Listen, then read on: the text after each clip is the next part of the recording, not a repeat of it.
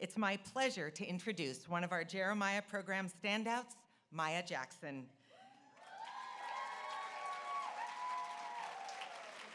Maia and her daughter Mercury found support and a loving community on their journey for hope. Please welcome Maia to the stage.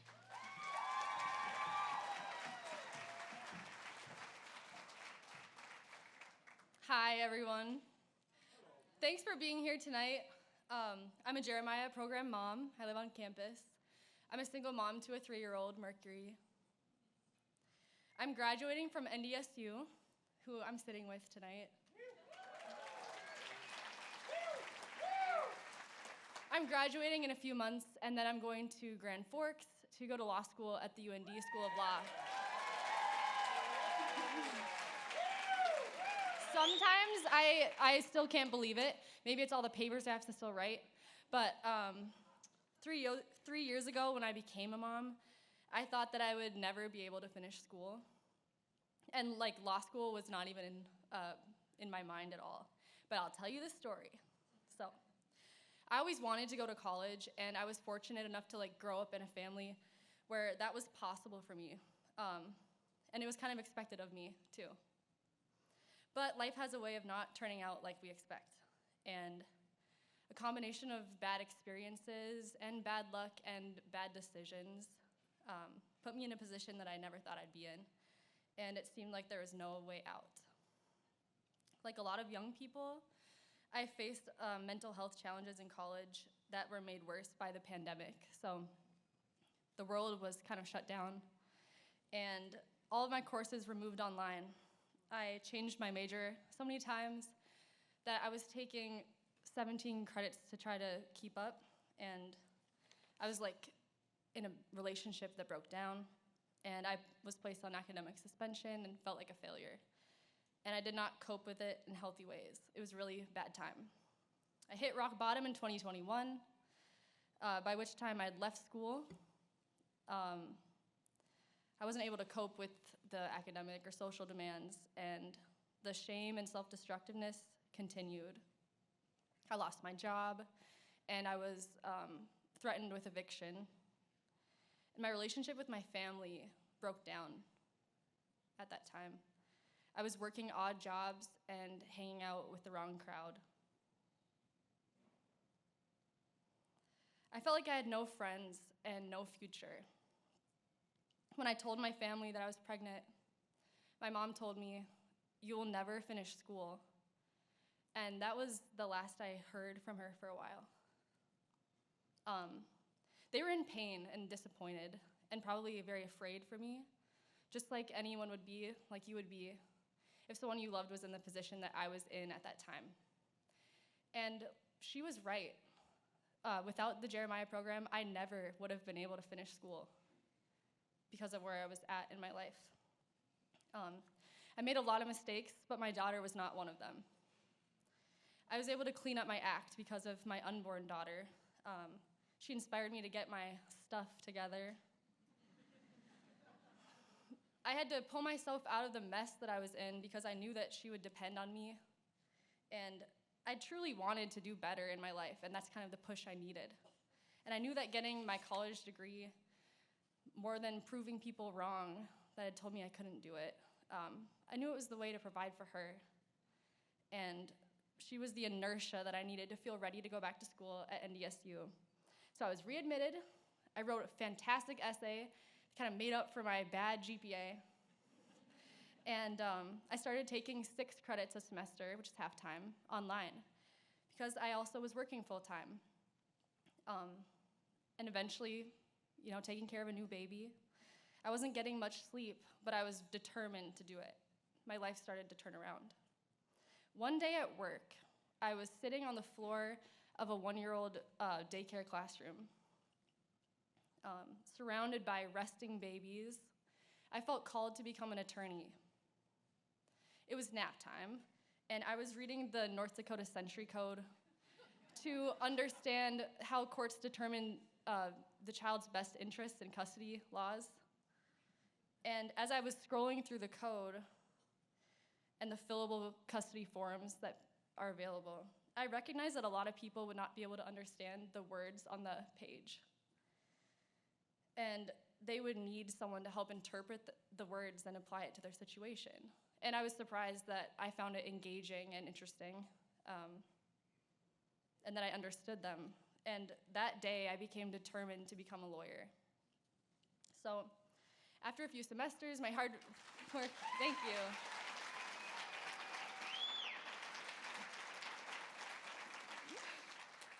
After a few semesters, I'm working, it's paying off.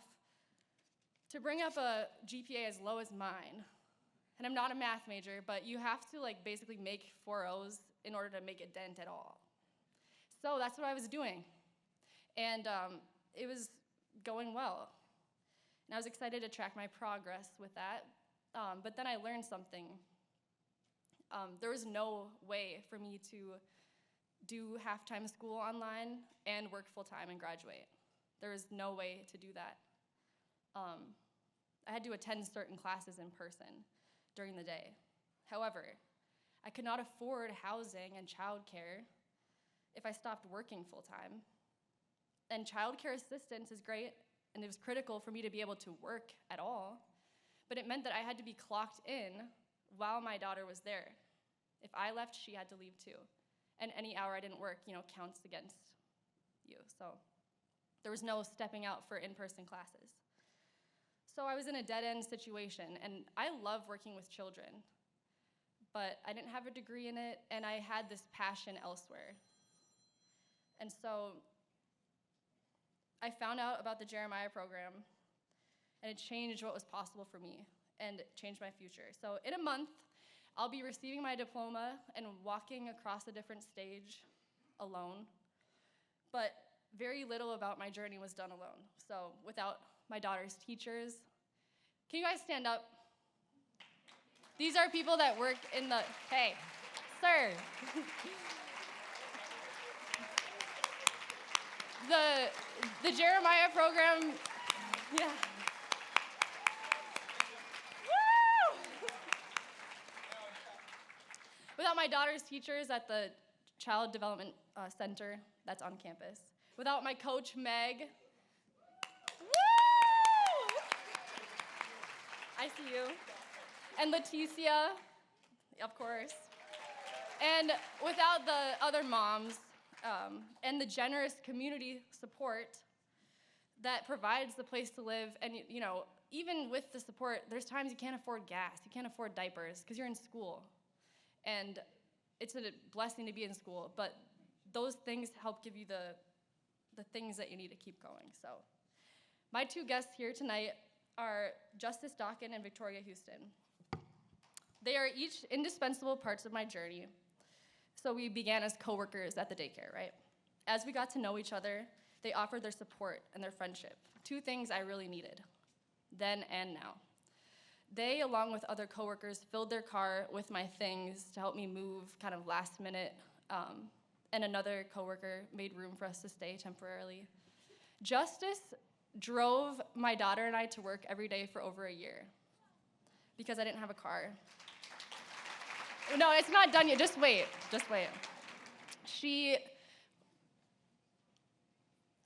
There was roaches at my old place, and I made her drive across town to come kill them. And she did. And I was like, ah! But then she moved in with us. She drove us to work for a year. My daughter was tiny. And then she moved in with us close to our job so that I could walk to work. And she was a single 20-year-old woman with her own life, and she was there for me, helping me get through the baby stages. And when I think about it, I just want to say, the sacrifice and care that she showed for I was at first just a random coworker. It embodies the highest level of humanity and love in the world. And thank you, Justice, for being there for me.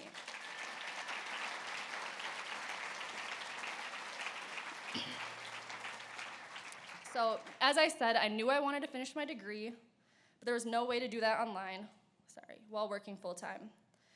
It was clear also, Justice deserved her own space. Living with a tiny baby is one thing, but the toddler stage was coming. They say it takes a village to raise a child, but one person cannot be someone's entire village, even though she tried. And what was next for me? I knew I couldn't afford to live without a roommate, even working full-time. And how would I ever finish school? I didn't know. One day, I was Google searching how to finish degree, working full-time, single mom. And I found the Jeremiah program. There it was. So I completed their empowerment and leadership program, and I moved on to the JP campus in the summer of 2024. The relief that I felt was physiological, so mind and body. I was literally just like, whoa. For the first time, my daughter could be at daycare without me being clocked in and working at the same time. I was able to get an on-campus job at the library and take classes in person full-time. My confidence in myself as a student and as a mother came back. I was trying to take a nice jumping photo in front of the books. I was so excited. The JP staff remember me coming down at least once a week when I moved in to make sure I wasn't missing something, like paperwork or fine print. I was like, can I live here? I can keep going to school? And like, she's in daycare and I can go? They're like, yes, yep, you're fine. And so it was a dream come true, because unless you're in it, you don't understand the mental toll that barriers single mothers face moving forward with their own education takes on you. It keeps you in survival, but more than that, it shuts down your imagination. And we all deserve to have an imagination, but when you're in that, there's no way for you to think beyond survival. Education is incredibly empowering, and without the program, it would not have been possible. And my daughter has benefited in a huge way, too, from having the early start of quality education and a mom who believes in herself. The opportunity to return to school is amazing, but it is still extremely hard. All of the JP moms that I know have to balance work, school, and parenting, often without any support from the other parent or from any family. They're doing it alone. It's intense. So things like the Kitchen Coalition casseroles that are delivered once a week, and like I've already mentioned, diapers, simple things, diapers, gas, and grocery gift cards, they make a huge difference just to keep us going. My other friend here tonight is Victoria Houston. Victoria was also there for me during some really hard times. She wasn't afraid to tell me what she thought of my sketchy living situation. She was one of my coworkers, as I've said, and she helped me move out last minute.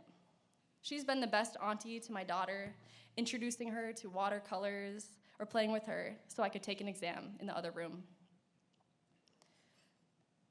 She's been what I needed most, a best friend. We take walks and hang out. I got to watch her graduate from NDSU last winter with a degree in art education, and it's just such a blessing to have someone like her in my daughter's life. I know that she'll give the gifts of her talents for her ability to connect with kids and make art and teaching for years to come to her students. So thank you, Victoria.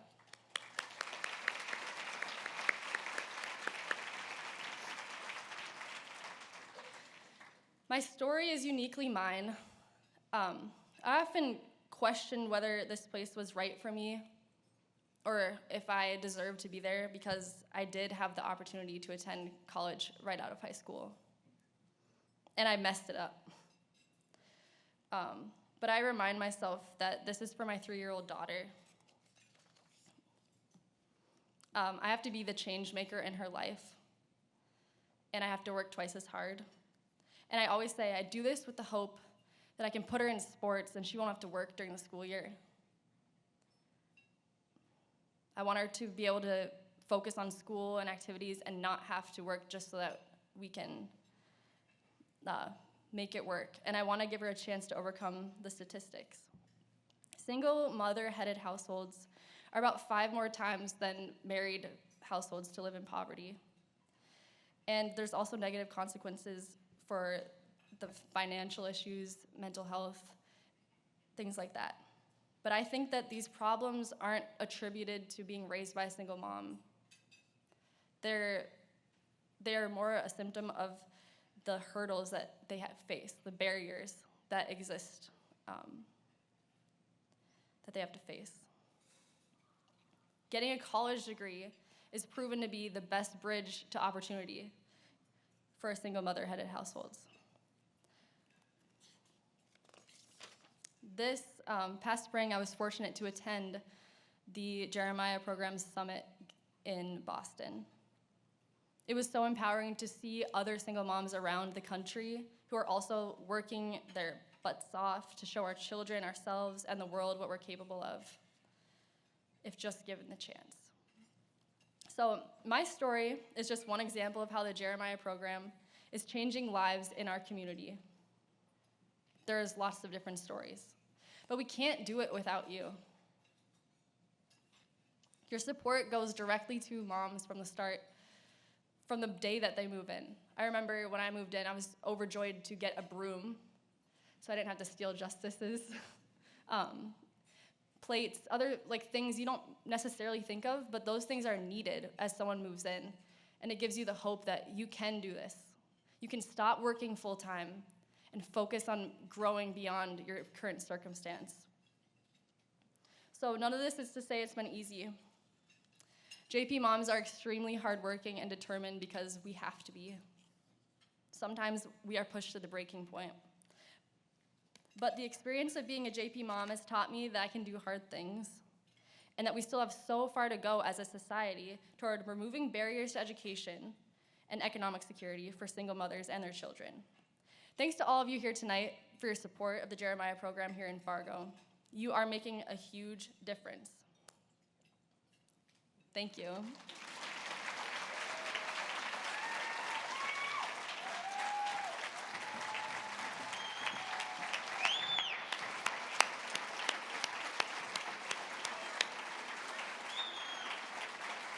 Maia.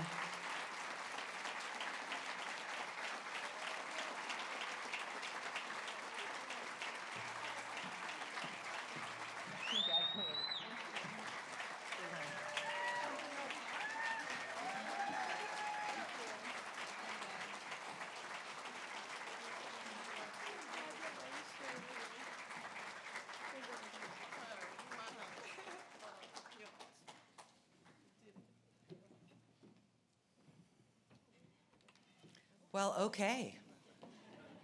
Nobody's going to top that.